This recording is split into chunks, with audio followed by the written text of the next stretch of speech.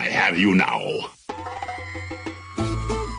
They want to mess with my droid. They're gonna pay for it. This is the way. You may fire when ready. Blow that piece of junk out of the sky! The way you're fighting, you wouldn't have lasted long. Hello there. The ability to speak does not make you intelligent.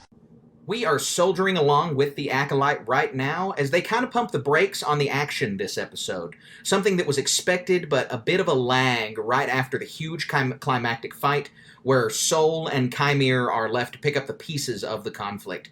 This episode is slow, no doubt, but it gives us some insights into how Chimere sees himself, how he sees the Jedi Order, and it shows us Sol beginning to walk down a strange path. I don't want to make any kind of suppositions on what that path is just yet, but he's walking down a strange one for sure. It's maybe strange to viewers, but it's less strange to May, based on her reactions to Sol in this episode, and we'll have to find out about that one next week. If you're new to the program, my name is Carter, and this is the Star Wars Station, your home for everything Star Wars breakdowns. We are super stoked to jump back into the Acolyte with y'all this week, and I say we because it's not just me, but I'm joined by the Mirialan mystic himself, Colin Archer. Hey, I'm glad to be back talking about this episode 6. Once again, there's a lot to this. It seems like like you said, there's not much going on, but you really have to, lots of little bitty plot points is what you can, you're digging the kernels out of this thing for to find the really good stuff. There's a couple scenes that can just be broken down a lot, and we're going to talk about those. And so we'll hop right into the breakdown right now so we can get to those scenes as quickly as possible. So I always say to everybody, you should watch the recap before these, even if it's fresh on your mind. Even if you watched the episode right before this, you should watch the recap because they give you scenes in the recap. They tailor the recap to what they want you to be thinking about during this episode. And so there was a little piece of the recap that was really important. The only piece of Chimere's dialogue in the whole recap is him emphasizing that he wants a pupil. And so that's supposed to be at the top of our mind as we watch this episode, is that Chimere wants a student.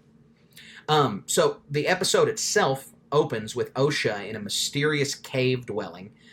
She's been bandaged up. She lifts her shirt up a little bit. You can see that whatever scars she had have been bandaged. And there's some great-looking soup cooking off over to the left. And we see her get up. She starts to look around the room. And she sees this crazy little elephant bird thing. I've loved these creatures, man. I love this little guy. This was... We've said this through a few different Star Wars TV shows. Ahsoka comes to mind the most. That there's just always, obviously not every show is going to be able to be able to bat 1,000 on every single aspect. And so Ahsoka, it lacked a lot of the Star Wars creatures that we wanted. Andor, we famously remarked on, they just had sheep and then they glued a horn to the middle of its forehead.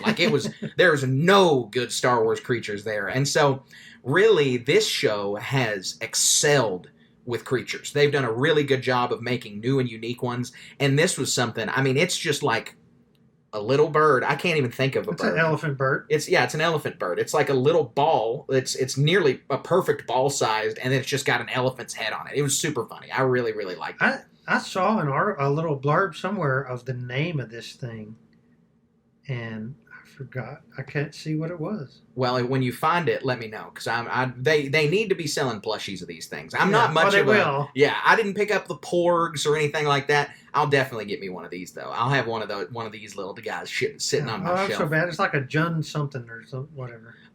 So we see the little elephant bird thing. It runs away, but where it was standing, it kind of directs Osha towards this. Not it directs, but she notices it because it was near it. She finds a knife, and she finds straight up 100% a crop top hoodie that you could have gotten, that you could just go find at some clothing store somewhere. American Eagle Outfitters. Yeah, exactly. Cave edition. Yes, exactly. This is maybe the least Star Wars fit I've ever seen in Star Wars. I think you could accurately cosplay Osha in this scene if you went to Goodwill right now. It is just a gray hoodie it's a crop top hoodie. That is what it is. It's so that was, that left a little to be desired, but it's a very gray outfit, and we know that, especially in the modern era, Star Wars puts a lot of emphasis on clothing, but they always have. I mean, this is going all the way back to Return of the Jedi, where Luke's wearing the black tunic the whole time, and it falls open after he's, shunned turning to the dark side. And so Osha is wearing a very gray, drab outfit here, contrasting with what she wore last episode, which was really white and really light. And so it's kind of marking the beginning of a transformation that we see alluded to throughout this episode, especially at the end. Yeah, I mean, you're exactly right. This is the first thing that pops into my head is a gray Jedi thing. Yeah, absolutely. Which, as longtime listeners will know, gray Jedi aren't real. But there is that point when a Jedi is starting to fall, or when a Jedi is starting to feel the tug of the dark side, where their decisions become more morally gray, and when they are doing things that are not going to be well accepted by the Order. I mean, the best example of this is Anakin on Tatooine slaughtering the Tusken Raiders. Anakin's not a gray Jedi there. He is a Jedi. But he makes a really dark decision, obviously, and he gives in to his dark side impulses. And that's something that we see a lot of, and that's some kind of inclination that we can imagine Osha is feeling at this time. Exactly. Yeah, I agree. So we keep going on through the episode, and this camera is panning out to see a much wider planet. She's on an island, like a rocky volcanic island, and it looks so much like Octo. Like, you have to do a double take to be like, are they on Octo? And then title screen. Maybe the earliest title screen we've gotten this entire series so far. I was just kind of surprised that we've been getting title screens so late into these episodes, and now we finally got one, Yeah, I think I know what planet this actually is, though. You think, like, you have a theory of it? Okay, what is it? It's Octo. It's Octo. Oh, got it. I was like, what does that mean? No, I read another YouTuber. It's some planet that Darth Tenebris visits, but I want to circle back to I did hear about that as well. But I just want to make a joke that, they have quasi-porgs, and it looks exactly like Octo. It does. It looks just like it. So it's like the Sith version. Yeah. Those little creatures are called Skura, by the way. There you go. Good job. So after the title screen, we come back to Osha, and she sees Chimere walking away, just in a different direction, and she thinks that she has the element of surprise on him, because she kind of begins to stalk him. And now we go to Kofar, where Sol is taking off with Basil and May. May disguised as Osha on board. That's important. I'm happy that was broken by the end of the episode, so we don't have to keep referring to her that way. But they're the only survivors of this entire thing. And Basil has paid such little attention to that multiple times it makes me feel like, does Sol even know that he's on board? Like, does he have any idea that he's there? Yeah.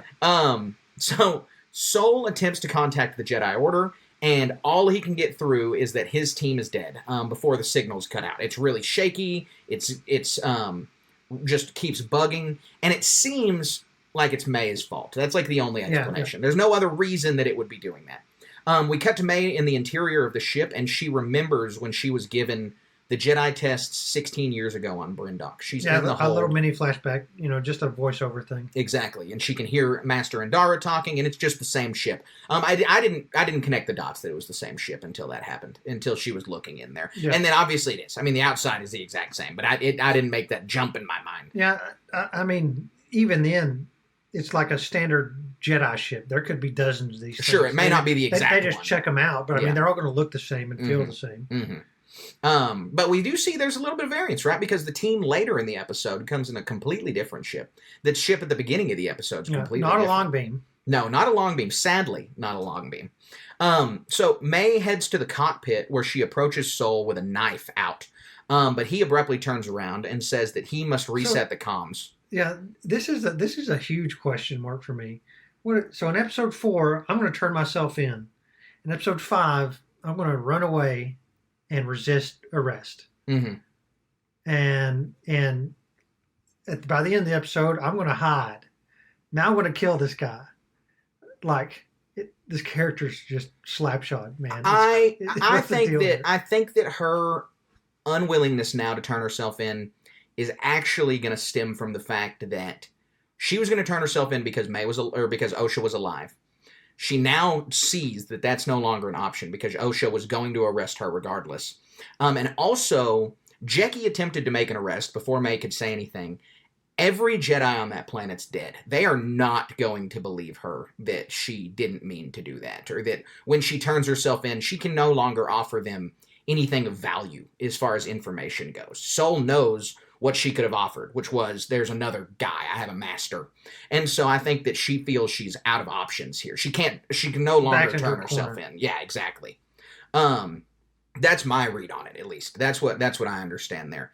So Sol turns around abruptly and says he needs to reset the comms. He's still referring to her as OSHA. So she's safe for now. He doesn't realize anything's up for now. Lots of talk everywhere about how did he not know? She's got a moon imprint on her forehead, right? Mm-hmm. And she should smell like burnt hair, like we mentioned in the last episode. And so I think these next scenes explain why perfectly. Yeah, I think so. And also, we don't know when he realizes. We don't ever really get when he realizes. We get when he says that he realizes, but we are never told when he knows. So she hides the blade before he turns around. And so she goes to sit at the cockpit while he goes to the computer terminal down the ship to reset the comms, and he just slams his fist down in anger, like a super not Jedi move. Never seen a Jedi behave like that pretty much at all, except for Anakin. Well, I'm sure he joins a very small cadre up until the Galactic Civil War and Order 66 of Jedi lost under command like this. Yeah, absolutely. I mean, as a leader, a military thing, there's swaths of books written about being in a leadership position and losing your troops. Mm-hmm. And it's such a unique concept for how we live. You know, we're all just worker bees when it gets right down to it. We're not leading military people anywhere. And even then, these weren't military people. It's like peacekeepers, not even cops. Yeah, they're not even really supposed to be put in a position like that. Yeah. And so, like, if we were to look over the strata of Jedi history, Master Sol is going to have a very, I guess, solemn position there of a leader who got a bunch of Jedi killed. Yeah, no, you're absolutely right. You're absolutely right there. So he slams his fist down in anger. He's kind of breaking, though. You know, he is like, his face is communicating so much emotion. Again, we cannot say enough about Lee Jung-jae and how good he's doing in this role. I think that he even looks a little younger than he did just a few scenes ago, and it makes him look, you know, more helpless. It makes him look more fearful, like he looks like he doesn't know what he can do and how to solve this issue. And I think it's that his reaction to this, his angry fist, the way he looks, it can all be in part due to the fear that he's experiencing right here. Like, a lot's breaking down, and we still don't know what happened to Sol 16 years ago on Brindok, but it seems to play a role in all of this. And so there's going to be something, when episode 8 comes out, we're going to be able to rewatch this show and get a lot more out of it. And once we know where everything was. I mean, that's a really good point. There's going to be a fine argument for this show is going to be much better binged than it is coming out episodically every week. Mm-hmm. I think so. I absolutely think so. So Basil's still sniffing around, and this is where I started to get the impression that Sol doesn't even know he's on board. He's just running amok. He's just walking around, making noises, sniffing. He's like, he has Pip in his hand, and then he goes to plug Pip basically into a charger. So then we cut back to the unknown planet. Chimere goes skinny dipping. And that is what he's doing. He's taking a bath. He's had a long day. He does. He kind of rubs the water on his shoulders. So, he removes his shirt and we see a weird scar on his back. It's like, it's not a clean scar. It's curved. It's like lash-like. So should we talk about this now or wait till the end of the episode? No, we'll talk about the scar now. We'll talk about the scar now. So I don't think it's improper because so much of this prerequisite, material talking about Vanessa Rowe is that she has a whip lightsaber. Mm-hmm, mm-hmm. It's demonstrated later in the episode, and a lot of what we learn about Chimere is that these scars came about in a negative fashion, and what I really think is and again, you have to put all these pieces together by the end of the episode, is that he received these scars from Vernestra. From a light whip. From Vernestra specifically. Yeah. Okay.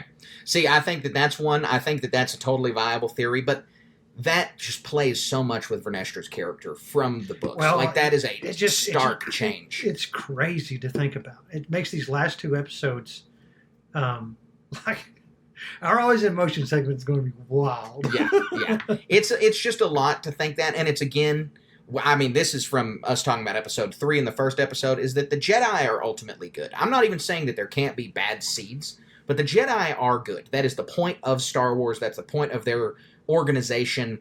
Even if it's become blind to the Senate, or there's been knights that have become arrogant, in general, members of the Order are of the utmost good. And so there's not really, to me, a reasonable way that it could be Vernestra and not just completely ruin that character.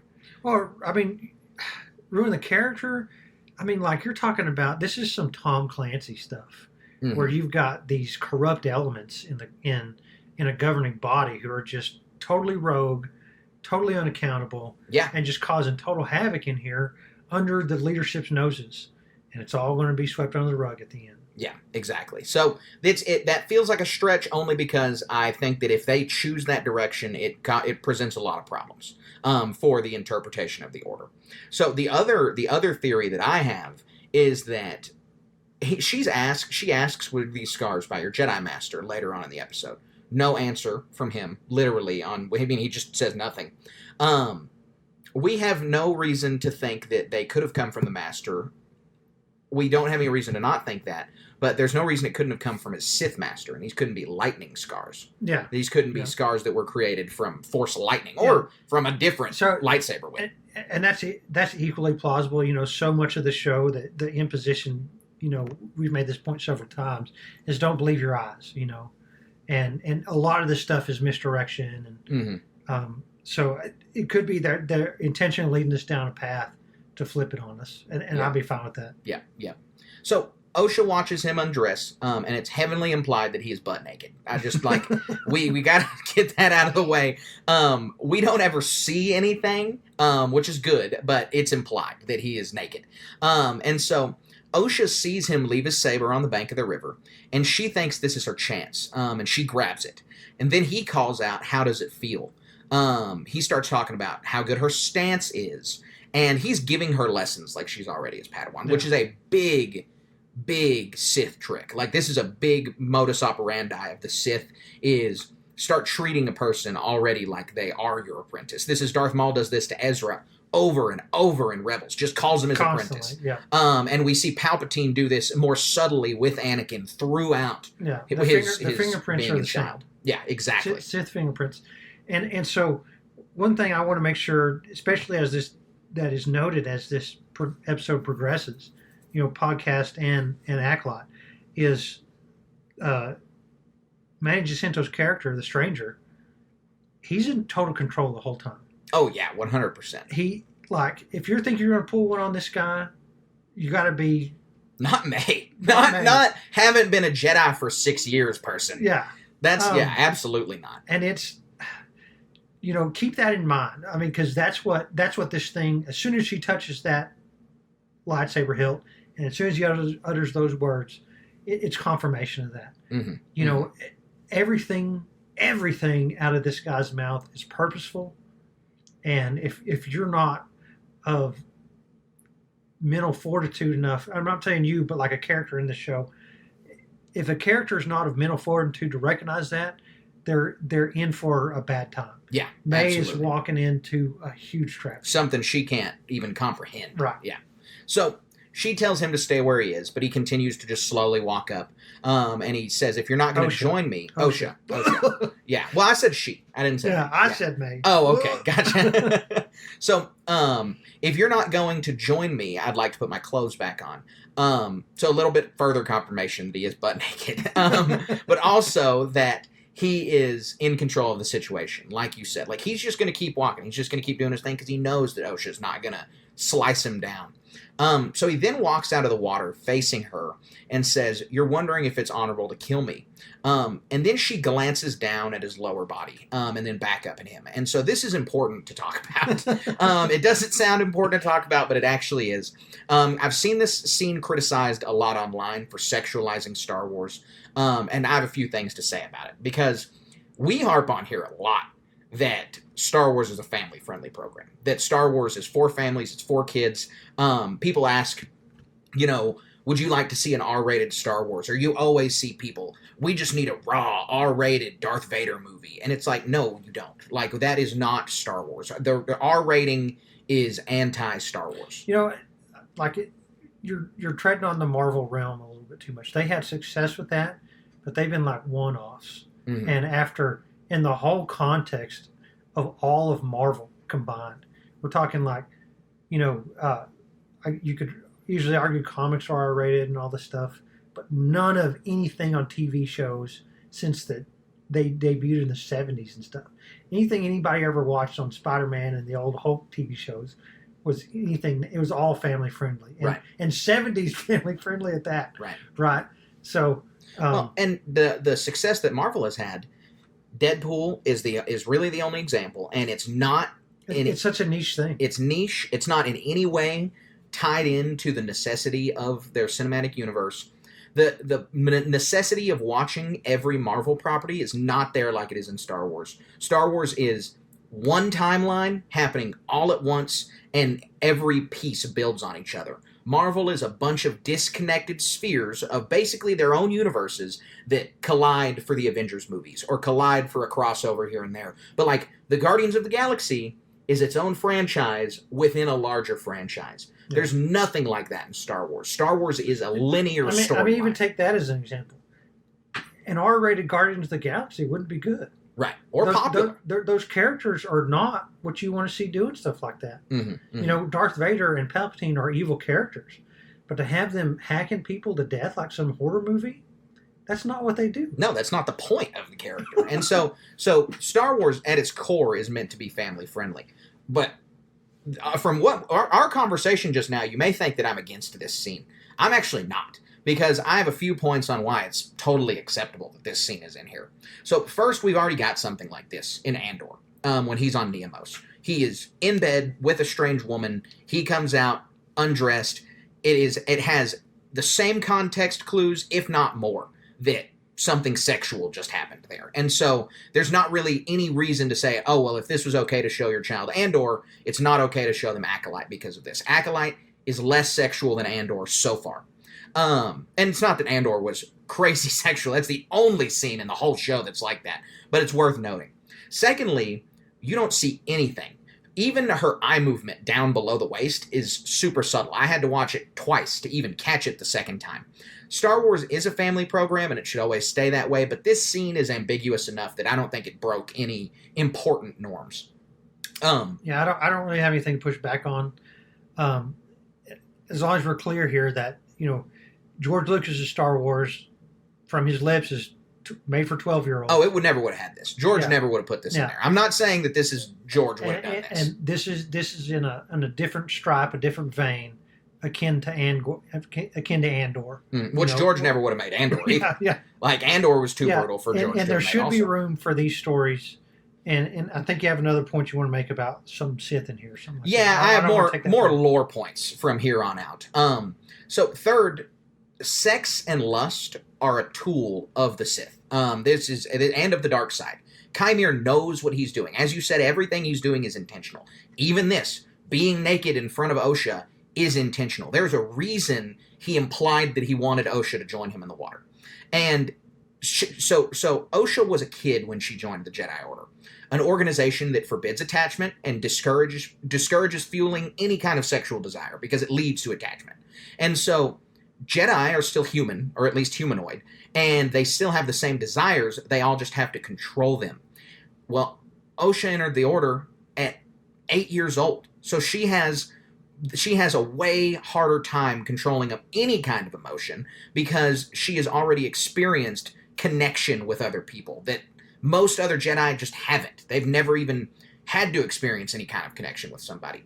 And so the tool that Kymir's employing here with his being undressed in front of her is this desire within her as just a regular person. It's a powerful tool of the dark side, and it's one of the chief reasons for Anakin Skywalker's fall. He has a child with Padme. You know how children are made? Padme, I mean, come on. Can you blame him? Like, it's not... Padme wasn't naked in Attack of the Clones, but there's a whole scene dedicated she to dresses the fact. provocatively. Exactly. Constantly. Exactly. And she's not trying to do it like Kymir is. Kymir's doing it with a purpose. That's just how she dresses. Exactly. But she's still there and doing it, and it's the same kind of implication that Anakin's temptation, he cannot overcome it, and part of the reason he falls to the dark side is because of his sexual relations with Padme. Kymir's trying to spur that along in May. That's exactly what's happening here. He knows what he's doing, or in Osha. He's clouding Osha's mind with desire, and he even goes on to mention that later in the episode. He uses the word desire later in the episode. And so I think the criticisms of this scene are pretty off base. I think it's a good scene, and I think it builds on our understanding of the dark side. I think it's employing the exact same tools that George used to show us how somebody can fall to the dark side, and one of the many paths to the dark side. There's like one path to the light side, many paths to the dark side. I mean, it's, for all of the Christian allegory that's in Star Wars, it's, straight is the way and narrow the gate to get into heaven. And it's the same with the light side. There is a way to practice the light side. There are a lot of ways to fall to the dark side. Exactly right. I think you put it in the context really well. And, when you add those two things together, this being on a different stripe than Andor, what we just discussed, it's like you got to communicate these concepts some way, and this is the way to do it. The books do it. Yeah, right. Right. The books are way less. I mean, they are way more suggestive than this. They go into it much deeper than this does. Yeah, and that's fine because literature is a completely different medium, but they do. Yeah. So the point I want to make is that attacking this, there's a lot to attack this show on, but it's real easy to see some of the vectors that the bomb throwers are coming from that aren't legitimate. Exactly. We just call balls and strikes. We're going to talk about anything that's legitimately bad in this, and then we're going to point at it to where someone's just looking to pick a problem with this that isn't there. Which this is one. Yeah, exactly. So Kymir is talking through her thoughts about if it's honorable to kill him then and there, in this state, basically unarmed and naked. Is it honorable to kill him? And that's just a genuine philosophical question. Like, this guy's not armed, but this guy is armed. I mean, he uses the Force. That is being armed. He recently killed tons of people. Yeah, exactly. So, is he, don't kill an unarmed person? True, Jedi don't kill unarmed civilians. Do they not kill unarmed people who can shoot lightning from their fingers? Is the definition of armed even right here anymore? But then he goes into something that's really important, also on understanding the dark side. And I just continuously throughout this episode, Kymir's character is written in a really interesting way where we get the same tenets of the dark side that we got from the first 6 movies and the understanding of the dark side that we have from the first 6 movies, but from the dark side perspective. Because he then says he can't read her mind, but that her emotions betray her thoughts. Yeah, I mean, even we can see that. yeah, absolutely. And so that's just important right there. So Osha asks if he killed Sol, and then she asks if he killed May. But she asks about Sol first, and then Kymir mentions how interesting it is that she asks about him first. Once again, he references their special relationship between a master and a pupil, and then he walks off, leaving Osha with her saber. And what, through most of this episode, Kymir's trying to get at is that Osha has developed relationships with people, whether she wants to admit it or not. She did not do the Jedi thing and not develop attachments. And the reason she asked about Sol first is because she's more attached to him than May. Yeah, and, I mean, he's a father figure for her, bona fide. Yeah, 100%. So we then cut back to the ship. May, disguised as Osha, docks the Jedi ship to a hyperdrive. Super cool. It looks neat. Yeah, very cool. This is different from the hyperspace rings we've seen. And but she's same very concept. adept at flying this thing, too. Yeah. Because Saul just like, yeah, take over. I'm going to go look at this. And she's all, got you, boss. Yeah. So Sol comes back and he embraces her. He calls her Osha again, and he thanks her for saving her. Was that embrace? Was that out of character for a Jedi, you think? Yeah. Sol is... This whole episode is to show us that Sol's slipped. Sol is not fallen to the dark side, but is also on a path that way from a totally different vector. Yeah. And I think that's a lot of what they're trying to illustrate is there are many paths to the dark side, and that he's on that track. Not to say that he's going to fall, not to say he's not going to fall, but that he's very clearly not being the most Jedi way that he possibly can. Right. He's breaking down. So he talks about the stranger, how he corrupted her sister, and how how the stranger pushed Soul to a place where he shouldn't have gone. And that's all evidenced by him being just more emotive throughout these times. Like he does not have as good a handle on his emotions as he did before he landed on Kofar. Yeah. So Soul then says that he needs to face the High Council and tell them everything, further implying that these events are connected together. Not to say, we already know that something's up with Soul, but this sparking his need to come clean, to confess, means there's something more. So, I mean, once again, another building block on the long road of what happened on Brindok that he didn't tell, that him and the other three didn't tell maybe everybody except Vernestra about. Yeah. But I think Vernestra doesn't know either. No, she accuses him. Why didn't you tell me? Yeah. So then the entire ship loses power. And Soul asks May to go take a look at the ship. If that's Osha, she has all this technical acumen, and so it makes total sense. And so we then cut to the Jedi Temple, where Vernestra is receiving a briefing from a senator about an external review from the Senate. And, complaining a few episodes about how political Vernestra is, I'm starting to think that she kind of fills the same role as Adi Gala does in The Phantom Menace, and not in the movie The Phantom Menace, but at the same time as The Phantom Menace. We read about that in the most recent book, The Living Force. Or like how Elzar Mann is doing in this Phase 3 of the High Republic. She is a liaison to the government, is what I can understand. And maybe that's why she's so hyper-political, because she is just having a meeting with this senator. And he's informing her about an external review that's been proposed in front of the Senate, or an external review of the Jedi Order. Yeah, which would be probably bad. Yeah, well, especially, this is not a good time. Yeah. They chose to do the external review just when 7 Jedi got killed. I mean, the Jedi are supposed to have carte blanche to do whatever they want. Right. Unequivocally and without question. And so to have somebody put that in check, that's a big deal. And I don't know if some of the Bane books or some of the other ones, I don't remember exactly. It might have been some of the other High Republic books.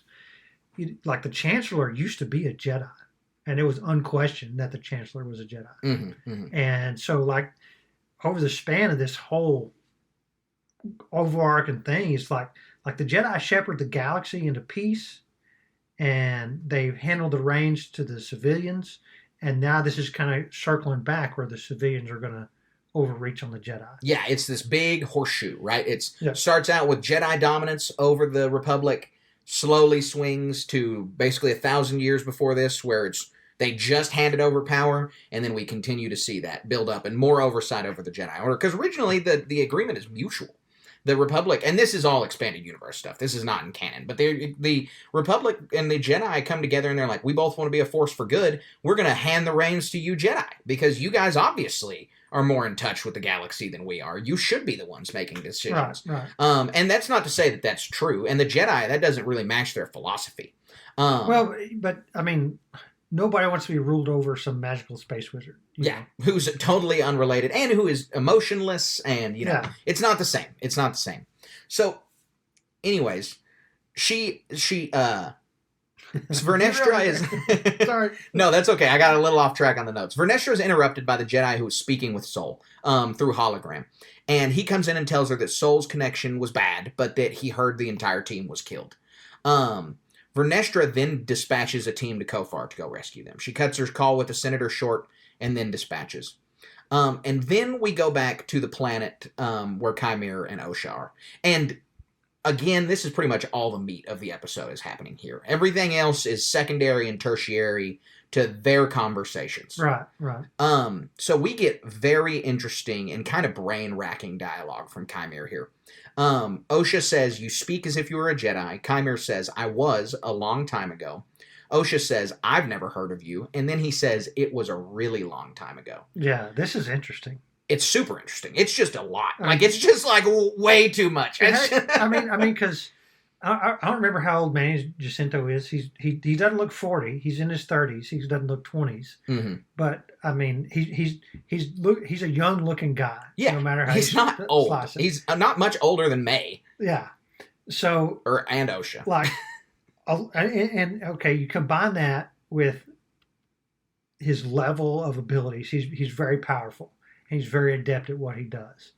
And so like, what kind of sorcery, what kind of magic, what kind of whatever's going on here to make him appear this young? Mm-hmm. And so to me, it throws everything into doubt about who this guy is. Absolutely. Like completely and totally, he could be anybody behind the mask. Mm-hmm. I mean, he could be so powerful that he's just using some form of a mind trick to where anybody who looks at him he either doesn't appear at all, or he looks like what Manny Jacinto looks like. Yeah, no, absolutely. Or not that. Well, I mean, he could de-age himself. We know from the expanded universe books, this timeline, this is, just a little before Darth Plagueis being active. Darth Plagueis was so obsessed with immortality, was so obsessed with being able to live forever. And there's just a lot to talk about because of these words from Chimere. So let's dive in. First off, I don't like Chimere being a fallen Jedi. I straight off the bat really wanted him to be something different. That's another thing. I mean, is this guy an unreliable narrator? I mean, can we take him at a word or what he says? I haven't read your notes. No, I'm sorry, I don't want to take anything from you, but I mean, like, this guy's a Sith.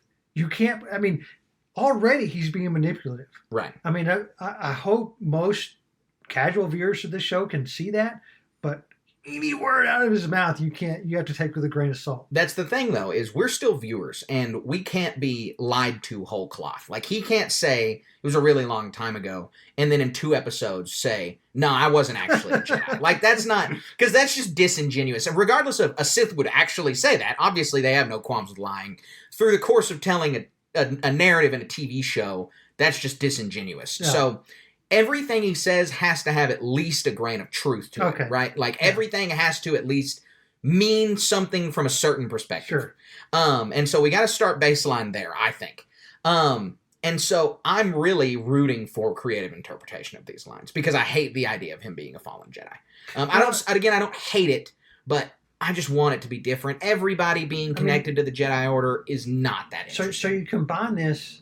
This goes into so much that I want to circle back through, but and I'll build up on it later, but on a basic level, it's Vernesta was his master and punished him somehow, or he fell and then she punished him. And you're right. This is going down a path that I can't follow. Yeah, it's just like a little predictable or a little like not that interesting. Well, I mean, it's like we've talked about so many other times on this thing. It's like this whole show seems like it's painting all these Jedi characters as really the bad guy. You know, they're the counter. They're the rogue element in the Tom Clancy novel. Right, they're supposed to be the good guys, but they're really the bad guys. If Vernestra turns out to also be bad, no Jedi that's been on screen is either good or dead. Because we've already, I mean, basically to this point, Soul, there's something wrong with Soul. Yeah. Like, he did something. Well, and that's going to be a fun of the show, right, to figure that out. Right. But it would be bad that no Jedi at all ended up being a good character in the show. Like, you need to have some form of good guy Jedi. So I want to get into some of the interpretations of this line.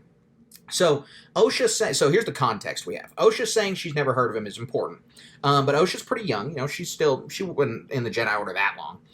And Chimere's older than her, but not a whole lot older than her, at least visibly, from what we can see. And so it's not crazy to think that they wouldn't have crossed paths even if he was in the Jedi Order. But it's crazier to think that he and Soul wouldn't have. Soul is very clearly older than him, and they're both human beings. And so we can measure their age based on how they look. Soul would have known him. Soul would have known who he was. And that presents a problem with their meeting in episode 2. And you're talking about, like, overtly. You know, yeah, visible. I'm talking about Manny Jacinto's telling the truth. Yeah, like that. Well, maybe they don't have to know each other's names. There's only 10,000 Jedi, though. Like, they all pretty much are going to be aware of each other. Well, I mean, I'm from a small town, and I don't know literally everybody's name, but I know everybody's face. Yeah, exactly. Small. Yes, exactly. And so Soul would have known who he was. And so that would present a problem for their meeting in episode 2. And we see further from Soul's dialogue that would have presented a problem. So it's muddled because in the last episode, Soul says you, like he knows who he is. But again, we referenced episode 2, saying it had to be that where they met there. Because the Sith can hide in plain sight, but I doubt that Soul wouldn't have recognized someone that he had already known staring him right in the face. Like, that is also not reasonable for us, the audience, to have to swallow. So the word carrying all of the water in Chimere's sentence is the word really long time ago. Because that doesn't really mean anything. That can mean to a person who's gone through a lot of trauma 20 years. That can also mean 800 years in the context of a show where people use space wizard magic. So the first place your mind goes is Chimere is some kind of life-enhancing, long-lived being, like we just said, who formerly a Jedi sometime before Soul, and got expelled in the Order sometime before Soul was a part of the Order, and has been wandering since his expulsion from the Order. This, again, is not crazy appealing to me.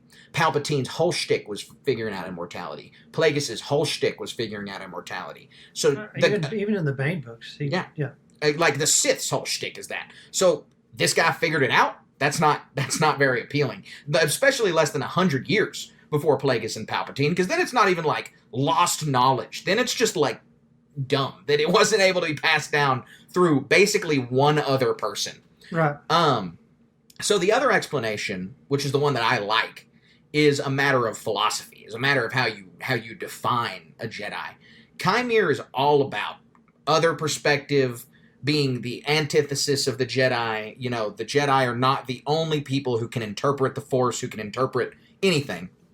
And so I think that he could mean that not himself literally being a Jedi, but that his kind, that the Sith were once a part of the Jedi Order, that they were once an accepted part of the Jedi Order, before the Jedi were like, you can't do the dark side anymore. It leads to all of these bad things. And so they made it illegal, and they made it to where the Sith broke away from them. And that happens we did this in our preparation episode for the Acolyte. If you want to know about all of that happening in the expanded universe, go check that episode out.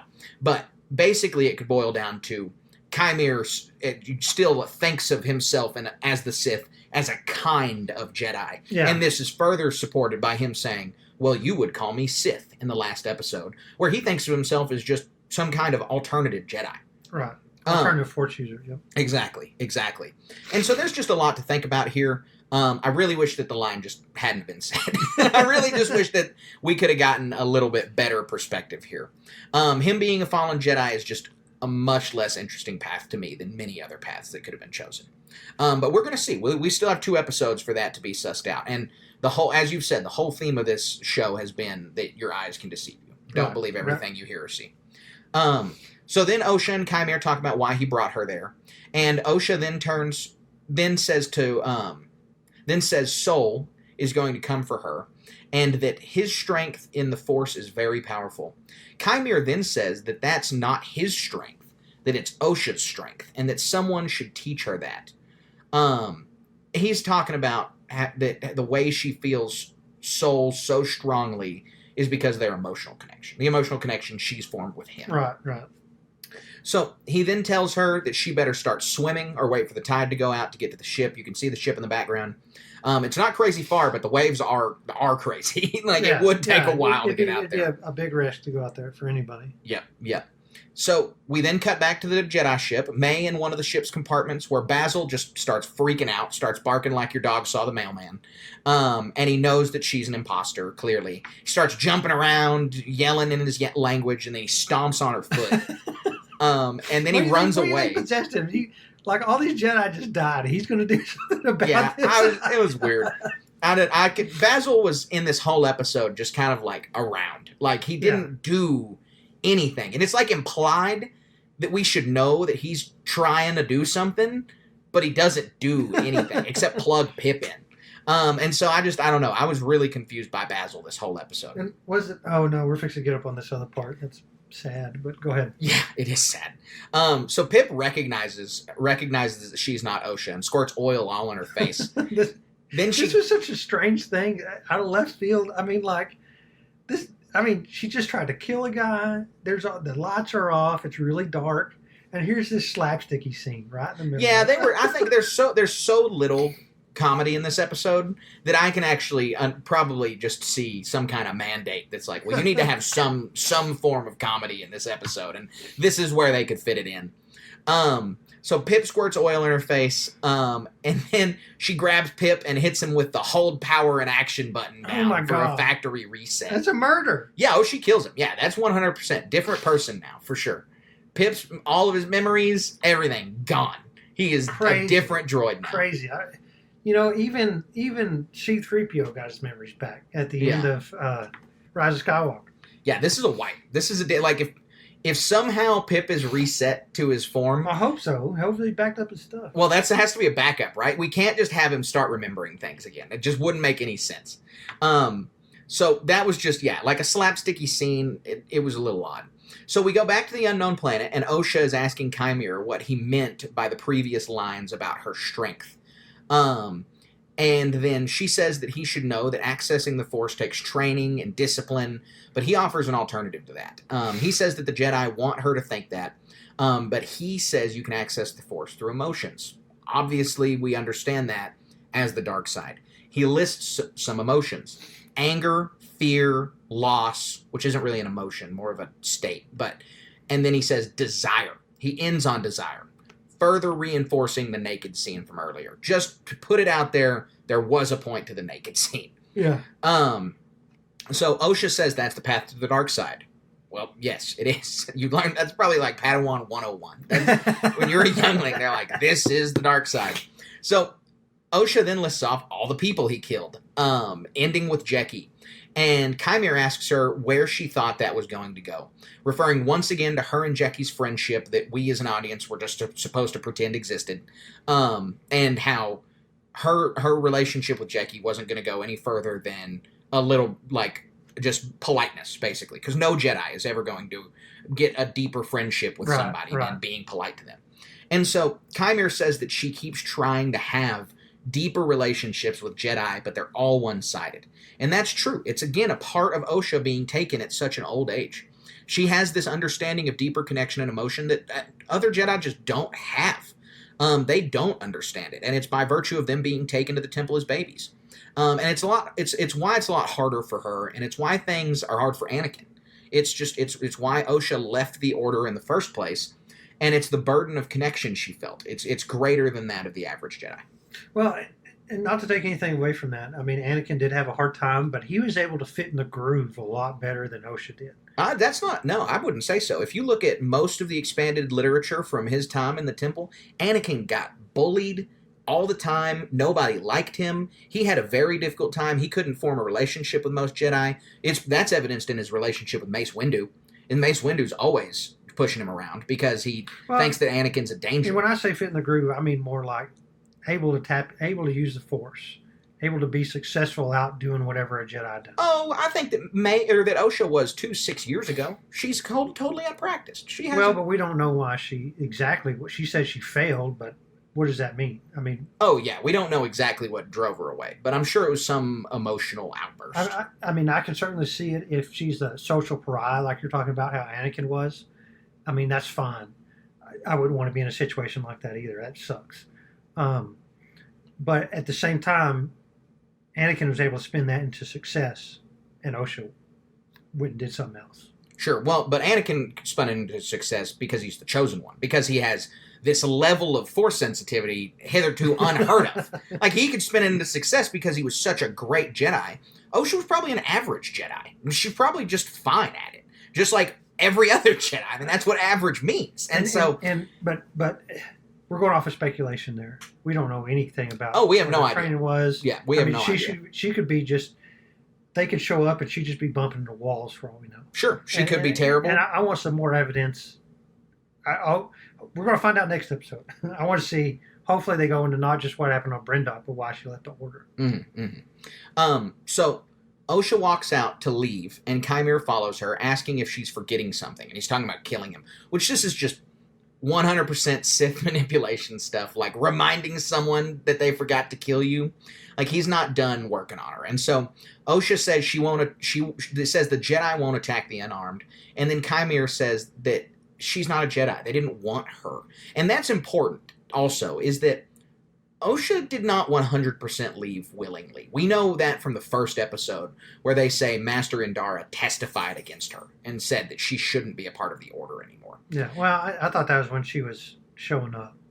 Kind of like the in front of the council scene with Qui-Gon and Anakin. No, because the way that it's said in the first episode is it's her motivation for killing her was that she suggested that your Jedi training stop. Okay. And it's not Jedi training stop isn't the exact word, but it is that the Jedi training be ceased. Not like it was okay for her to begin, and then it was not okay to continue. Okay.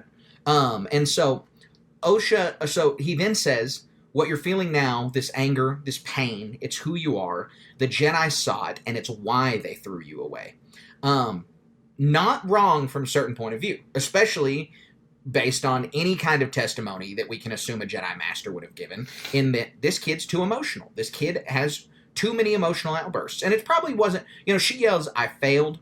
And it probably wasn't some big event where she got like a person killed or something. It's probably a lot of compounding small things on various missions where it's like, you cannot hack it being a Jedi. You're too attached to this. You're too attached to that. You're too attached to your master. Like, you've got attachment issues. Right. So we do not know that there isn't a little truth to that because of Master Indara's recommendation. But Chimere just continues to press her, and he asks her, why aren't you a Jedi, Osha? And that's when she screams, because I failed. And she lashes out in anger, holds Chimere's lightsaber up against his throat, pushes him against the wall. But again, like you said, Chimere's in control the whole time. Even in this scene, his hands are on her arms. Yeah, well, I mean, she fell exactly for his little emotional trap, right? Mm-hmm. Got her to be angry and lash out. Right, exactly. And so Chimere says he understands and that he lost everything. And he then says, when we lose everything, that's when we are finally free. And then she deignites the lightsaber. See, I can believe that sentiment. It comes from I don't want to call it a proverb, like in a biblical sense, but there's something from a poem somewhere of like, it's cool if you own a lot of stuff, but your stuff ends up owning you. Mm-hmm. And not long ago, I was faced with the potential for my house burning down.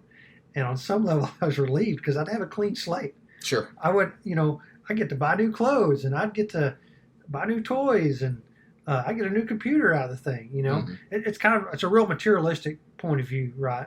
But at the same time, it's also true. Sure. Well, there's a reason that like asceticism in Buddhism and other religions is so accepted, is that there is a level of peace to be had with having you don't own anything. Like, you don't have anything to worry about. That's something that people talk about just in the modern 21st century. People are depressed because we don't want for anything. We don't want. Our fridges are full and there's always gas in the car, and you've got this 9-to-5 job where a mountain lion's not going to kill you all the time. Like, you don't have anything to worry about. And so there's something about not having all of these things and protections that makes life a little simpler. Because if you're just out there to survive, then life's a lot more simple than having to think about your taxes. Yeah. So this is great discussion on this, and this just is one of the problems that I'm having with the way the show cuts. Is boom, cuts middle of things. And so anyway, we cut back to a busy Jedi temple, where we see that hyperspace travel makes Vernestra uneasy. Yeah, I hope this has some sort of explanation. I don't know why this is in here. Got it. Yeah, there's got to be something. Unless they just really wanted some reference to the books, which that's in one of the comic books. And is so, it? Okay. Yeah, I think maybe it is they just really wanted to tie it in. But anyway, she says she's uneasy and that she's accompanying them on the mission anyway. And then we cut back to Basil. So all we get is that little bit of dialogue. And he's walking through the bowels of the ship with a flashlight. For some reason, again, super confused by this guy. It's like we're supposed to know what he's doing, but we don't. Like, he is in his own little compartment, walking around the ship with a flashlight, like he's on a mission. Like, we know that Basil's about to go find this MacGuffin. He looks like he's Indiana Jones. And It's just, what is the point in this dude running around the ship? He's sentient. He has a language. He can speak. Not just, obviously he can't speak basic. I guarantee you there's some microphone on this ship that he can speak into, and it will translate. And Sol does not think he's a wild animal. He's a person. Right. And so it's just really confusing that he's acting like an animal. Yeah. So Sol and OSHA talk, Sol and May disguised as OSHA talk about how the ship's going to reboot soon. Sol then asks how he couldn't have sense to Chimere on Olega. He's asking himself, he's asking her, he's just like, I don't understand it. And we know it's because of the Sith and their abilities. But there is another dimension to it here that it's not like material, it's not part of the Force. And the Sith being able to mask themselves is a good enough explanation. And this doesn't take that away. But this starts to give us a little bit of information on how Sol sensed May, perhaps. May tells Sol that it's because he saw what he wanted to see, and that they were all fooled. And there's some evidence for this, even in the prior movies, where if you read some of the books about how Palpatine was disguising himself, it's because they had no reason to look anywhere else. Like, they were occupied with the war. And yeah, exactly. It has distorted history coming up through the Senate and doing all this stuff. Right, exactly. And so this, you saw what you wanted to see, and that's how they were all fooled. Little does May know that this little piece of advice is helping Sol kind of put it together about her. Yeah. So Sol remarks that OSHA found her pip droid, which again leads me to believe that he doesn't know Basil is back, which is just weird. Crazy, yeah. Like, weird. I don't know. I don't get that. He is a sentient being. Yeah, and from Sol's perspective, like I don't even know. OSHA put it on Chimere's back. He went up in the air, and it's gone at that point. Mm-hmm. Like, I don't even know. It's strange. It's Basil's like a big plot hole to me. Yeah, well, I mean, because it's equally plausible that OSHA found Pip's head on the way back to Master Sol, and they trekked off back to the ship. Mm-hmm. He didn't know it was May, but like, there's no reason that Sol would think that something is up with Pip's head. Right, exactly. That shouldn't tip him off. But that's this scene is just like building blocks. May says that, then he seems to be looking, and it's like, that's just weird, as you said. So then he makes a remark about how much OSHA cares about Pip. And then May, disguised as OSHA, says that she had to lose a lot of herself to become a Jedi. This is May projecting, and this is May way showing her hand. I mean, if Sol doesn't know at this point, then he does know at this point, as far as I'm concerned. She's given herself away big time. Because it's also illustrating what May just can't understand through this whole show, especially in episode 3, is that OSHA was seeking a higher purpose than being shackled to being a witch on this random planet. And she felt more herself with the Jedi than she probably ever had before or after. And Sol says, I'm sorry you felt that way. And she just doubles down. She says, how could I have felt any other way? It's another giveaway that May can't comprehend the Jedi Order because all she wants is power, and she doesn't understand this giving away your emotions and your connections to other people, and it's just totally lost on her. Seeing any kind of benefit there. When Sol spent so much time with OSHA that he knows that's not the case with her. She does see the benefit there because she wanted to do it in the first place. And I don't think this is good as far as writing goes. Like, this is, May's giving herself away because she is so impulsive. She's so just ridiculously devil may care. Exactly. So she asks if he has told her everything about Brindok, and Sol remarks about her being too young, and then May presses him, and then the ship all of a sudden regains power, and May goes to the bridge and asks on the comm if there's anybody that can be identified, and then boom, Sol stuns her with a stun blaster. He having realized that it was May. Basil is there to watch, like a foot away from Sol, and again, Sol has zero acknowledgement of the guy whatsoever, and Basil freaks out and runs away again. And again, it's like the same with Chimere being feet away from Basil last episode and not doing anything about it. They're treating it like he's a dog or like he's just a wild animal that you don't need to care about, when if he can speak, I guess the ability to speak does not make you intelligent, but if he can speak and be this tracker and Yord learned his language to be able to communicate with this species, He's smarter than an Ewok. He's wearing clothes. Like, this is a not an guy. artifact. This is a person. So, like, as willing they are to do these real jump cuts between scenes and stuff, they could have just easily put 10 seconds. Basil pops out of the cabinet. Here's the note. Osha's really May. Right. And then realization, Zach. Yeah, exactly. I don't know, man. Again, I'm really confused by Basil's inclusion. Like, it just feels like he's presenting a lot of holes that wouldn't be there if he just got killed or eaten by an Umbra moth or whatever. From a practical perspective, he was never there. Lee Jung-jae didn't there was nothing there for him to react to. Right, exactly. And Basil's just an add-in. Yeah, when they filmed this scene, it's almost like they didn't even tell Lee Jung-jae that Basil was going to be behind him. Then they just edited Basil in afterwards, and Lee Jung-jae's watching this, and he's going to be like, "What? The chipmunk was there the whole time?" Strange. Yeah, odd. So Sol is contacted by the Jedi, but he shuts off the communication. Basil sees that and runs away. Sorry, he sees the stun, and then he sees the communication get shut off. And then Sol jumps to hyperspace, and as soon as he jumps, the Jedi search party arrives. Boom, boom. They then land. The search party lands on Kofar, and the locals mention the Umber moths hatching, and that they're likely the result of the casualties. That's why the Jedi died. This is the first fingerprint of a potential cover-up. Yes. Yeah, exactly. There's an excuse for what happened. Yeah. So the party then heads into the forest. But we go back to the unknown planet. Kymir is fixing his helmet. He says he made a mistake training May.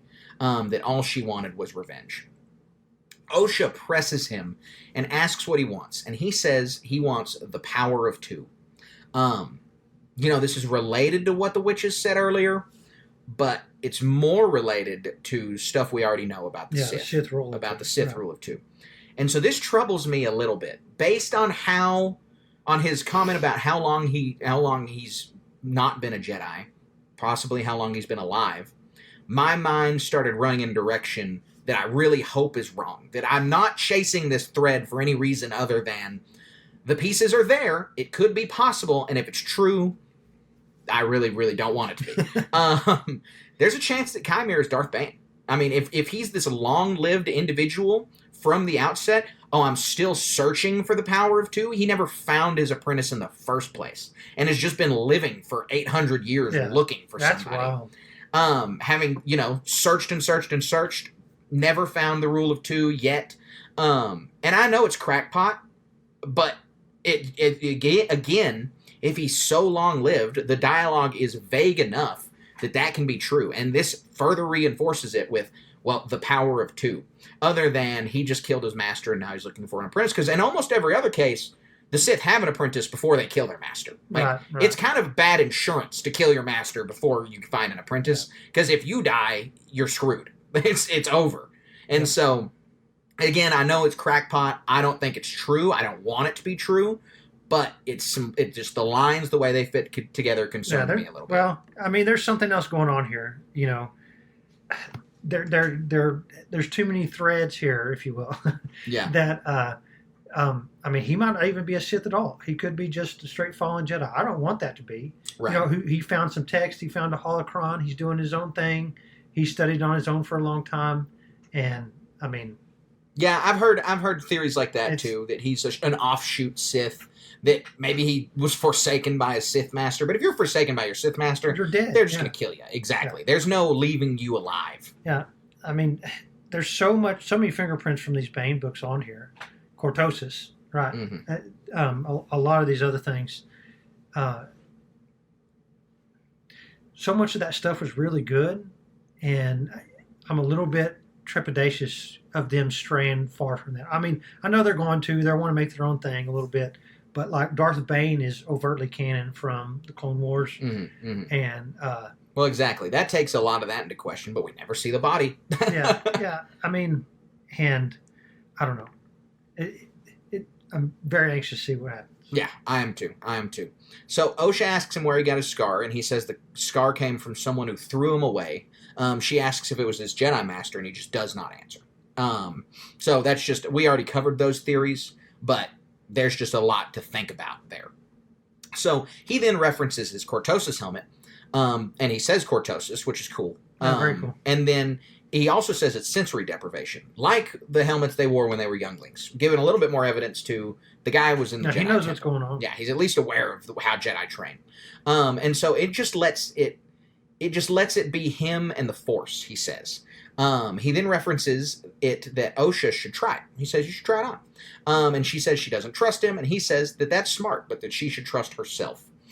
Which is just another big Sith thing. Like they don't lie. They do lie all the time, but they also tell truths like that. Like, don't trust me, but you just can't help it for some reason. Like Palpatine tells Anakin he's the Sith Lord, and then lets Anakin leave, knowing that Anakin's going to come back and be his apprentice. And that's just so bold of Palpatine to do, but it works out for them. Like, they always have that surety that people are going to come back and that people are going to do what they say, because they can sense those emotions so well. Yeah. I really think there's something going on here with this. I want to circle back to this in the Always in Motion for sure. Cool. So we cut to Kofar. The Jedi search party finds the bodies and the carnage from the day prior. And then Mac is asked what he thinks by Vernestra. I think that's that Jedi's name. I tried to figure it out again. Mog. Okay, Mog. So he says there was an explosion. He's talking about the Force push. Then a battle, one versus many, with great power and erratic style. His goal was to leave no survivors. So this guy's smart. Good on this guy. Be a detective. Like, he's definitely in the vein of Jedi that are detectives. Yeah, for sure. And so, as he's talking, an Umbra Moth tries to attack them, but Vernestra busts out with the purple light whip and slays the moth. Yeah. Happens really fast. It's a little tough to see the first time, and if you don't know to look for it, you might not even realize that it's a light whip. But it is cool to see a light whip on screen, and like you said, light whip on his scars is a total possibility. There's not really any reason for that other than to give us a light whip exposition in this little scene right here. Yeah, and it's another purple lightsaber thing. Like, it looks to me like it could have more than one mode. Like, it could function as a lightsaber. I think so. Yeah, it looks like whip. that. Which, like, gosh, could you put that on anything? Exactly. Well, this goes back to the two lightsaber thing. Like, if you can do it. Like I'm worried about hurting myself with a regular lightsaber. I think I'd just hurt everybody with a light whip. Yeah, everyone. Too dangerous. So Vernestra asks him what them being killed by a lightsaber tells him, and he says that a powerful Jedi has fallen. This leads Mog down a path that Sol could be responsible, but that doesn't make sense because of the distress signal. And yeah, exactly. That Vernestra says that's a big accusation. And then Vernestra just kind of says something to herself, something to tip the scales, and beginning to suspect agents of the dark side at play here, or continuing some suspicion from earlier. So this is another cover-up fingerprint, and this can be a pretty big spoiler for the books. You want me to do that, or you want to hold off? No, go ahead. So this is how the Sith hide all the time. They frame somebody, and in the Bane books, they track him down, but it's really another Jedi that Bane has driven mad, or his apprentice has driven mad, and the Jedi think he's the one who's been doing it the whole time. And the Jedi killed a guy, like, we killed the Sith Lord. And it's really a Jedi that has been corrupt, that has been, like, when I say mad, like the Sith sorcerer is able to corrupt his mind to think he attacks the Jedi when he pops out his little hut. Ah, gotcha. And so I don't know if they gave him a red lightsaber, but he's so like frothing at the mouth crazy that, like, oh yeah, obviously he's the one who killed all these other Jedi and kill him. I mean, that's what it feels to me like they're setting up here. Yeah, that could totally be right. That could totally be possible. And I mean, there's already more evidence to think that could be the case, because Sol's covered something up from the Jedi Order from 16 years I mean, earlier. everything is, all the bricks are sliding into place here. Yeah, absolutely. So we cut back to the Jedi ship, and May is restrained on a table. Sol says that they are headed to find Osha and May's master, and he's going to let her go after they talk. Sol sounds pretty menacing here. Again, yeah, he's changed. He's headed down a path. He's fallen in a way. He's fallen on Kofar, and that path may have started on Brendok. We don't know. We just have no idea. So Sol says she's going to listen to him. He's had 16 years to think about what he's going to tell her. Then we get one final small cut. We're back on the unknown planet in the cave where Osha approaches the mask and tries it on. She puts on the stranger mask, and then we hear the end of the episode is Osha's muffled breathing in the mask. Yeah. Darth Vader-esque. Yeah. Yeah. So, and that's the episode. We've got a ton to hop into now, though, with the Always in Motion segment. So let's just get right to it. Yeah, let's do that. Difficult to see. Always in motion is the future. So true, Master Yoda, because we've got 2 episodes of The Acolyte left for us to speculate about. So it's kind of a free-for-all speculation at this point. We've said multiple times. Episode 7 is directed by the same person as Episode 3. Sol says, now it's time for me to tell you, and then looks off into space like he's about to go into it. So pretty much next episode, flashback.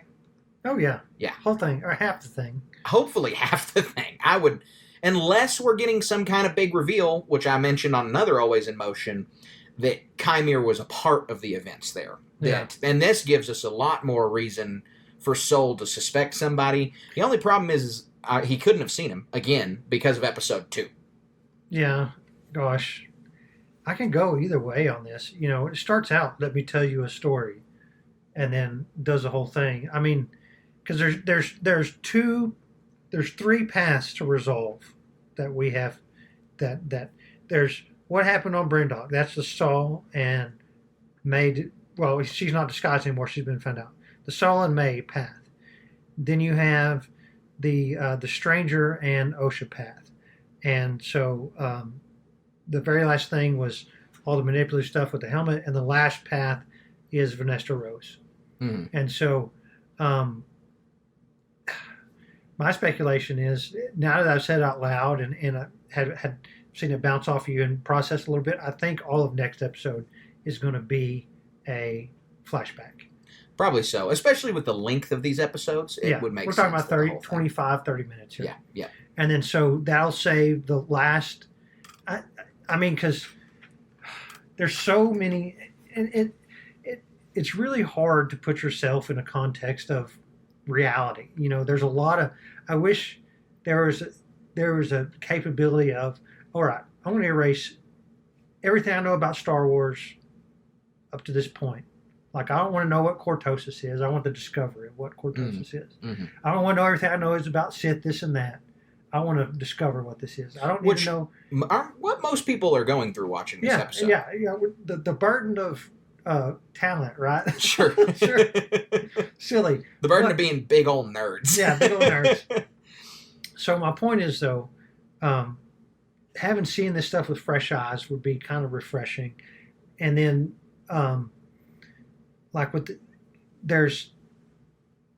there's a lot of stuff that they got to cram into this that we want to see, that how they've done these other episodes that I don't know how they're going to be able to show.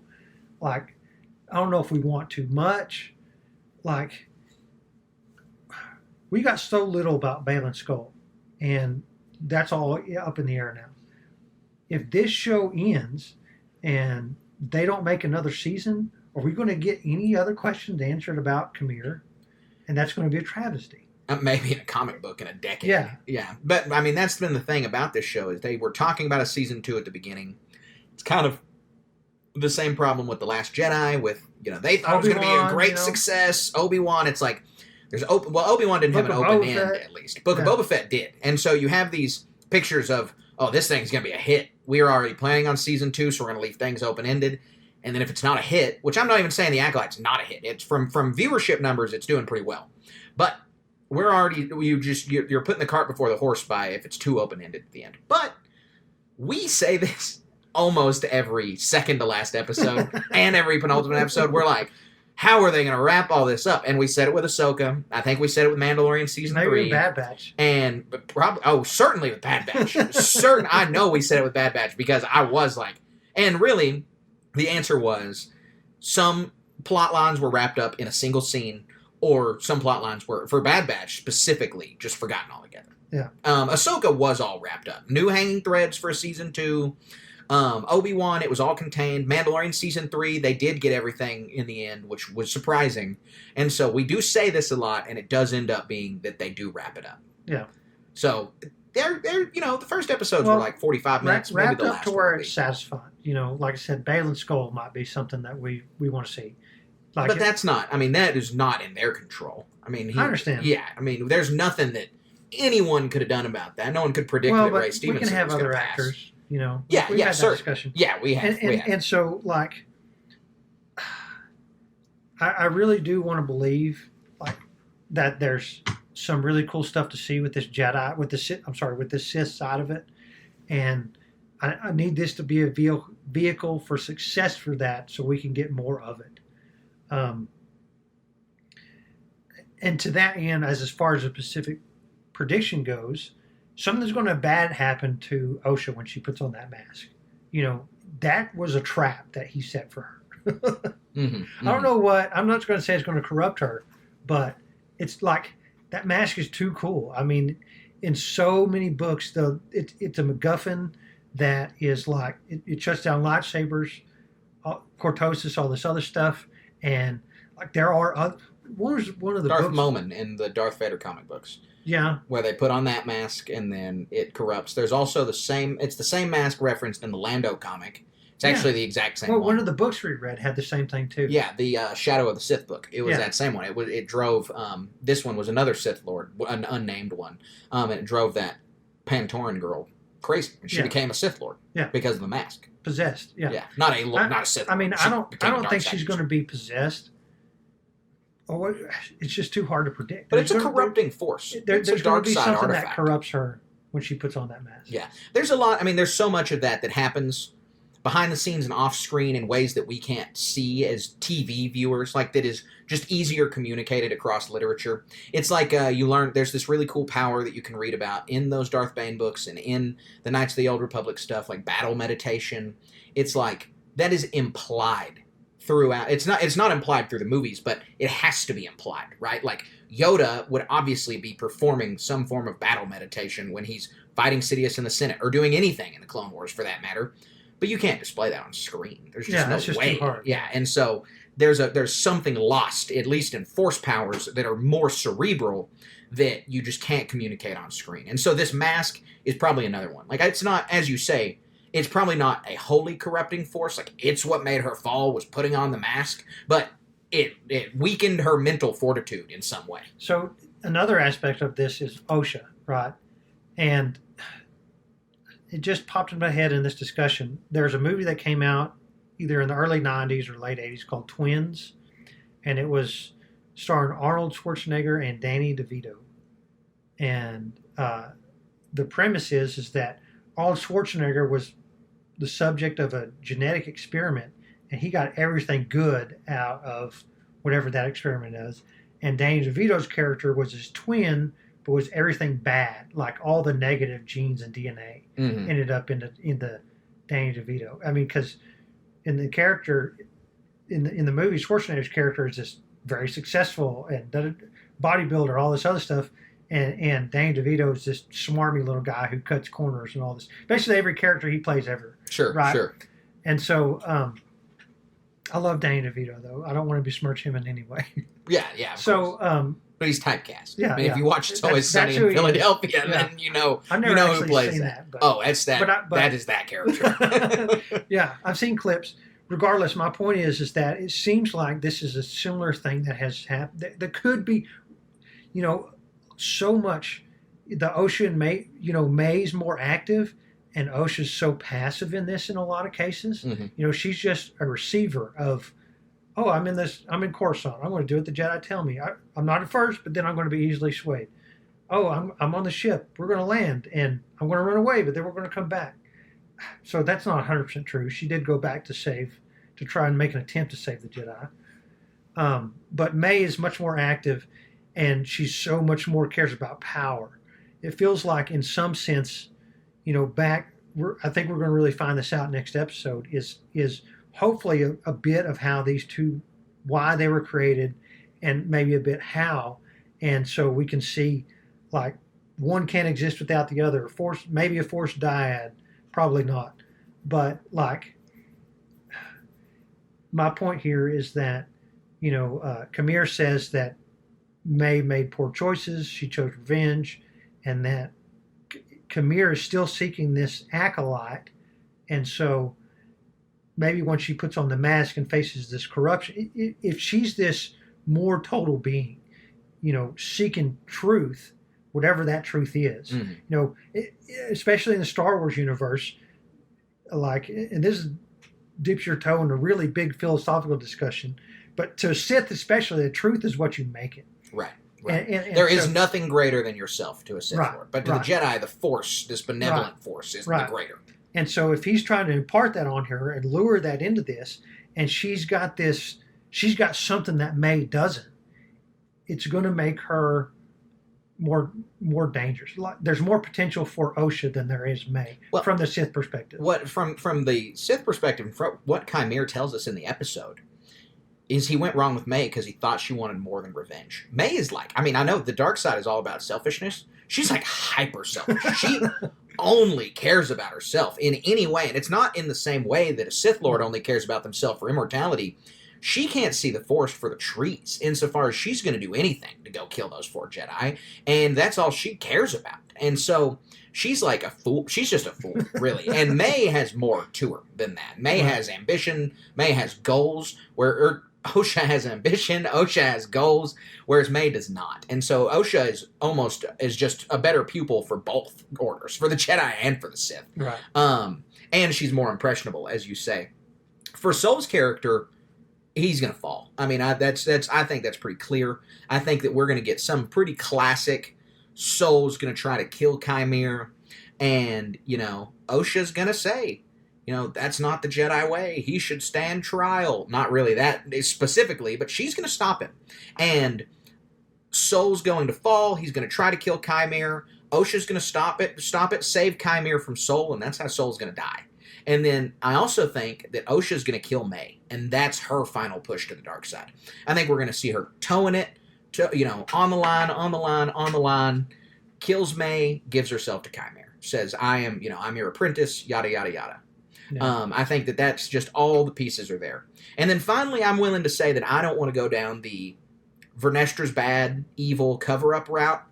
I think the trail's probably going to go cold for them, hopefully. They just find dead Soul, and they never confirm who or what did this, and there's only suspicions, but Vernestra won't share it because of the politics of the council. Yeah. And so the wider council still has no idea. And that is a cover-up, but not on the level of Vernestra was doing something wrong. They all died to a number of things. Exactly.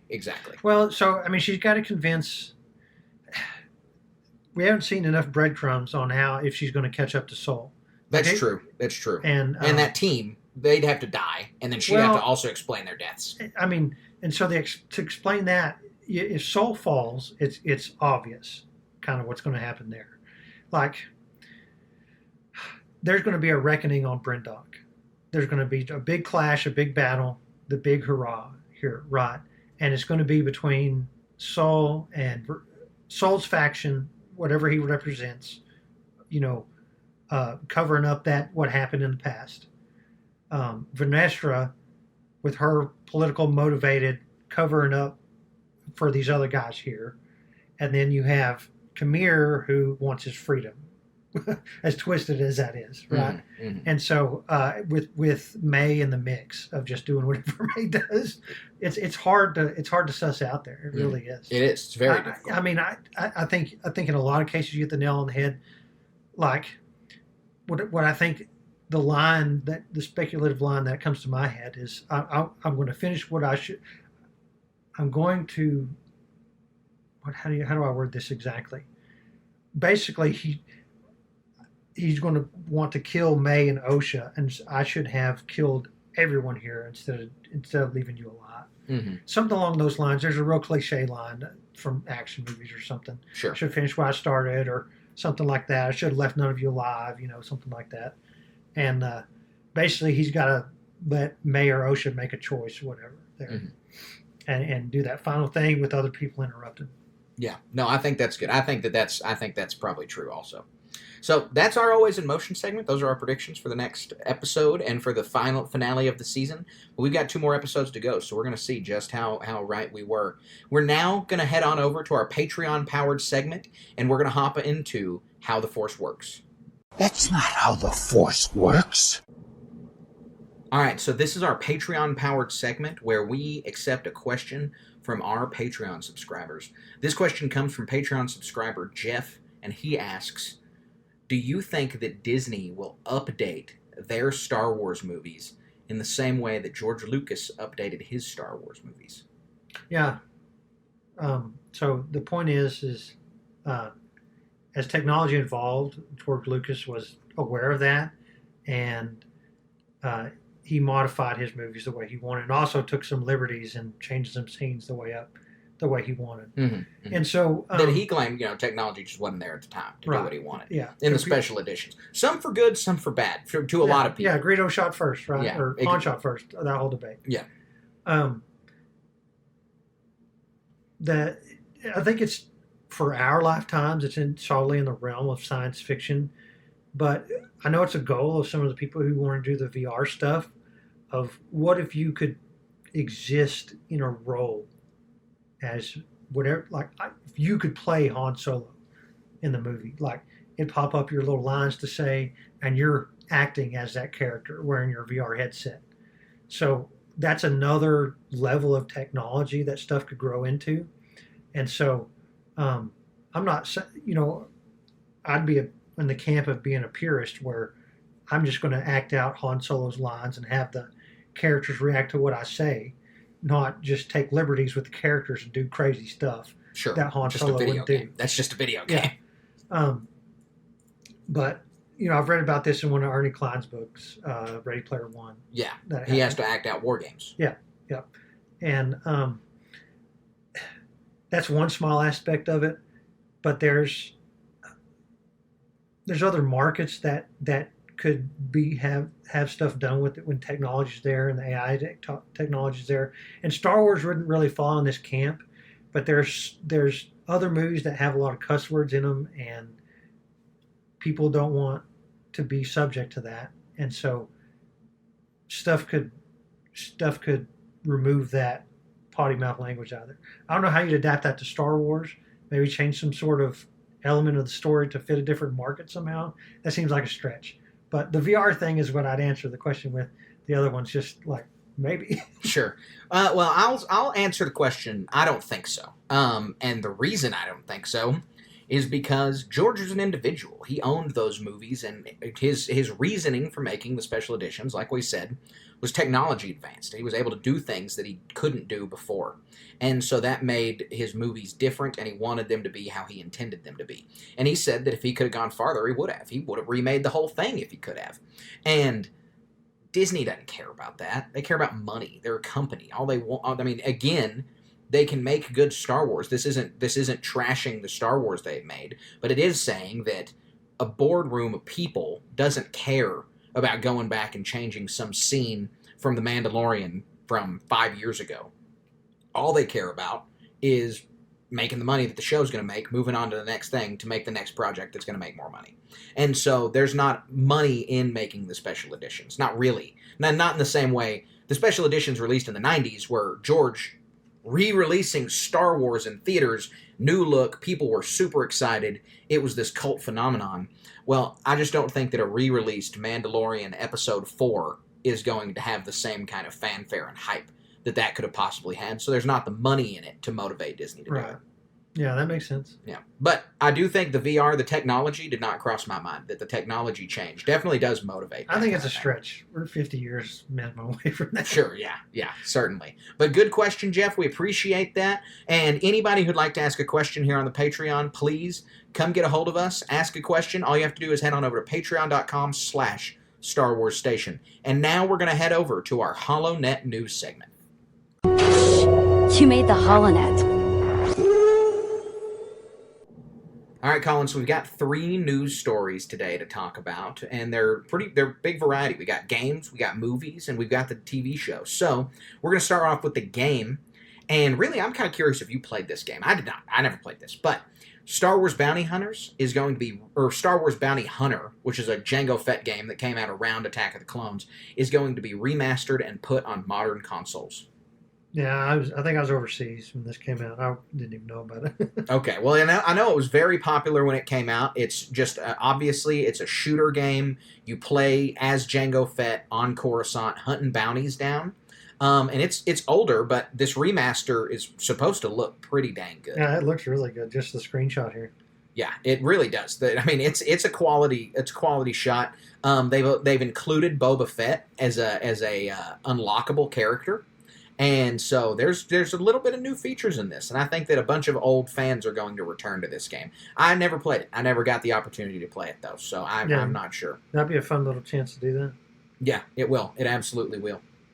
So the next news story comes from Inverse, and Leslie Headland has done an interview about Episode 5 of the Acolyte, and someone asked her if the Kylo Ren theme that a lot of people have been talking about that was spotted at the end of Season 5, or heard, I guess, at the end of Season 5, was intentional. And she said it's there on purpose, but I can't tell you why, and I can't go into what it is, but you shall see. So, for sequels fans, like a cousin that I have who is a huge sequels fan, this is a little bit of a thread of a tie-in between the Stranger and Kylo Ren for some reason. Yeah, I mean, it sounds to me like it's going to have stuff to do with like esoteric concepts of, is this really the bad guy? I mean, walk around shirtless. I don't know. Because Kamira's doing that and Kylo did that, right? Sure. I have no idea. Just fanciful speculation. Yeah, it's interesting, but I mean, coming from Headland, there's a reason for it, and she acts like there is a reason, not just the connection of, those bad guys, and so there's been a lot of speculation that this guy could be a spinoff. He still says he's never admitted that he's actually a Sith Lord here, so he could be starting the Knights of Ren, which is, again, something that I hope is not true. I'd much rather it be the Sith. I think that this time period needs it to be the Sith, but there's always a possibility out there. And if you look at the screenshot of the guy who's called Ren, wearing a different mask, but he's got the same black cloak. He's ripped, just like Chimera is. He's got this weird gauntlet on his arm that looks like it's Cortosis also. So it's a stretch. And again, I'm rooting for the fact that he's a tried and true Sith Lord. I think I'm just rooting for this to be a more linear story, for me to just be able to say this is it. I don't want all of the twists and turns that have been presented this far. Yeah, for sure. So hoping he's a Sith Lord, but it's worth mentioning. So the final news story is Daisy Ridley's Star Wars movie, the new Jedi Order Star Wars movie that we know she is tied to, likely not to film this year, after they said it probably was going to, and this is related to problems with the script. Not problems, but they want to fine-tune it. Yeah, I mean, gosh, I think I'll say this. I've said this a bunch. This is supposed to be $1 billion project, right? I mean, and Daisy Ridley, her character is a fine character. Wherever she exists at in this timeline, on some level, you got to hit a home run. Yeah. And that's got to be a daunting task. So, yeah, and however long they need to push this out is fine with me. Exactly, and now that's what we're always saying, right? Is that we want it to be done, we want it to come, but I'd much rather it be good than be fast. I'd much rather get Star Wars in 5 years than a year if the 5-year product is better than the 1-year product. I agree. It doesn't need to be 5 times better. It just needs to be better. And so the more time they take, I think that's okay. I'm all right with that. So, short little news segment today, but just a couple news stories. But we're going to head on into our final segment, and that segment is our Star Wars Moment of the Week. We would be honored if you would join us. All right, Colin, what is your Star Wars Moment of the Week? So, I think mine's a pretty good one. Never underestimate the power of Star Wars, and especially Star Wars jammies. I put Little Cooper, or my wife did, actually. I'm not going to take credit for her doing it. My wife put Little Cooper in Star Wars jammies, and he slept for 6 hours last night. It's the first time he's done that. He's only slept for maybe 2.5 prior to this point. But it's been such a big deal because me and my wife got way more sleep than we usually do. And I'm giving credit all to those Star Wars jammies. Dude, yeah. That's got to be the reason, right? So now you've got to get him more and more Star Wars jammies to wear. Yeah, well, he's got some different outfits here and there, but that one definitely did the trick. We're gonna try different jammies and do the experiment there, see what happens. Yeah, good, man. That's awesome. That's super cool to hear. So my Star Wars moment of the week is I recently had a birthday, and from this birthday, I got a lot of cool gifts, but the coolest gift I got came from my awesome wife, who got me a new 3D printer. It's bigger than some of the other models that I'd seen before, and so I think it's capable of making pretty much every part for Mandalorian armor except the helmet. Yes. And so I am stoked to start making a suit of Mandalorian But armor. in the helmet, you can just buy the Black Series one and modify that. Yeah, right? yeah. You're not going to go that far. I mean, unless you want to do like some sort of what is that from the Mandalorian season 3? Giancarlo Esposito's character. Oh yeah, yeah. Put the Mandalorian crown on there, right? But even still, you could 3D print those. Well, but yeah, I think you're totally capable of doing that. Mine's not; it's too small. yeah, well, you can get a suit out of mine easy. Well, I'm not going to oppose. But my big problem is actually, and I think I've talked about this on the podcast before, but I'm going to put out another call to our audience to see if I can find a solution to this. The Mandalorian character that I want my suit to be based on is Finn Rao, specifically his second version of armor from Rebels Season 4. That has it has never been made by a member of the Mando Mercs, the official costuming group for Mandalorians. And so, not only do no 3D printer STL files exist of that, there's just like no instructions or method to create that costume in any way. And so I want to get that really bad because it's modeled off of the Royal Mandalorian Guards from the first season. Oh, yeah. It looks sharp. I want it really bad. But so far, no way for me to get a hold of that. And I don't have any level of proficiency to be able to create that armor myself. Yeah, that's going to be a steep task, for sure. It is. But hopefully I'll be able to figure it out somehow. I need to start connecting with Mando Mercs. If anyone's listening to this is a Mando Merc, then get a hold of me. I'd love to talk with you about getting this armor set, or what I need to do, what steps I need to take to start being able to print this. But I'm really, really stoked for this 3D printer, and gonna have some awesome Star Wars Legion terrain come out of this thing for sure. For sure. So anyways, folks, we appreciate you listening. That's the show today. We had a great time recording for you guys. We had a great time talking to you. And it has just been a blast watching The Acolyte with you. We hope that you will continue to watch it and enjoy it with us, and you'll continue to listen to the podcast. If you've made it this far, then you're probably a fan of the podcast. So please leave a 5-star review and like us on Spotify, like us on Apple, like us on YouTube, give us a follow on YouTube.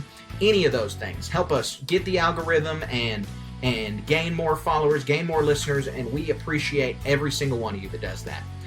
You can also find us on patreon.com/Star Wars Station, where you can join for $1, start asking us questions, get stickers, get all kinds of stuff for $1. So please head on over to patreon.com/Star Wars Station, start submitting your questions there, and follow us on social media. Follow us on StarWars.Station over on Instagram, SW_Station on Twitter. I'm never going to call it X. Go over to Twitch, twitch.com/Station Media. You can find a ton of content there. Colin's actually just started a daily painting stream for you Warhammer fans, so go check that out. Twitch.tv/Station Media. I'm trying to get it on YouTube and Instagram. There's some hurdles there. Well, it was on YouTube, right? For day one. Today it was. Today it wouldn't work. Yeah, gotta get those hiccups. Instagram's a total beast, though. I tried to do some streaming to Instagram. That one's way harder. Yeah. I think it's the horizontal to vertical screen thing. Well, I think I'm going to revolve it out. I might try Instagram tomorrow and see how that looks. But like having custom graphics for a startup screen and yada yada yada. It's a daunting task, but I want to get there. Yeah, no, and it looked good. So anyone who's interested in painting or Warhammer or anything like that, be sure to check that out. But also be on the lookout for Star Wars content coming to the Twitch, because when that new game comes out, or when the Indiana Jones game comes out, we'll be streaming it there as well. Yeah, be cranking. So definitely check out our Twitch, check out the Discord at the link in this bio, check out our Facebook page, Star Wars Station, and our Facebook group, Star Wars Station Cantina. Definitely check all of those places out. But we appreciate you guys listening to us. We appreciate you guys engaging with us. We appreciate you listening along on this Star Wars journey with us. Oh, and check out our website, Star Wars Station Podcast. StarWarsStationPodcast.com, as the man says. And until next week, stay wizard.